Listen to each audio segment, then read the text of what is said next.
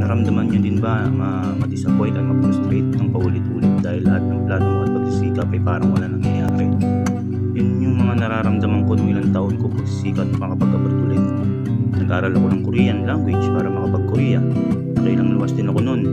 Assessment pasado, initial interview pasado, written and final interview pasado. So talagang na mag-asa ako nun na makakaalis. Waiting na lang na ma-accept ang mga papel ko sa last process at doon na nga tayo natenga.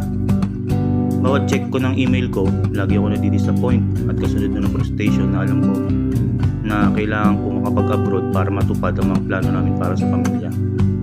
Kaya nag-decide na ako na mag-apply sa ibang bansa. At sa totoo lang, mula nang dumating ako dito, lagi na lang din ako napapa-thank you kay Lord.